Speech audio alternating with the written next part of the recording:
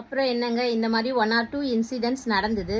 அது நடந்த உடனே பயம் வந்துருச்சு. நம்மளுக்கும் ரீசெல்லிக்கும் செட் ஆகாது போல இருக்கு, இந்த வேலை நமக்கு வேண்டாண்டா அப்படின்னு முடிவு பண்ணிட்டு என்ன பண்ணலாம், நம்மளே ஸ்டாக் வாங்கி போட்டா என்ன அப்படின்ட்டு அப்போ தான் யோசித்தேன். ஸோ யோசிச்சிட்டோன்னே எனக்கு தனியாக அவ்வளோவா கடைக்கு போயிட்டு ஹோல்சேலில் இல்லை கடை போயிட்டு தனியாக பர்ச்சேஸ் பண்ணுறதுக்கு அந்தளவுக்கு திறமை இல்லை. ஏன்னா எங்கள் அம்மானா நல்லா பேசி அடித்து பேசி வாங்குவாங்க.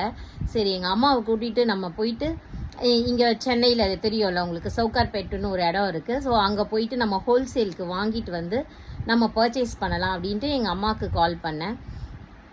கால் பண்ணி இது போல் விஷயம்லாம் சொன்னேன். சரி, ஓகே போகலாம் அப்படின்னாங்க. அது எங்கள் அம்மா வந்து எங்கள் அண்ணன்கிட்ட சொல்லியிருப்பாங்க போல இருக்குது. எங்கள் அண்ணன் வந்து எங்கள் அன்னிக்கும் இன்ட்ரெஸ்ட் இருக்குது பிஸ்னஸில், அதனால் நீங்கள் 2 பேர் சேர்ந்து பண்ணுங்கள், நம்ம எல்லோரும் போயிட்டு பர்ச்சேஸ் பண்ணலாம் அப்படின்ட்டு சொன்னாங்க. சரி போவோம் அப்படின்ட்டு ஒரு நாள் பிளான் பண்ணி கிளம்புனோம்.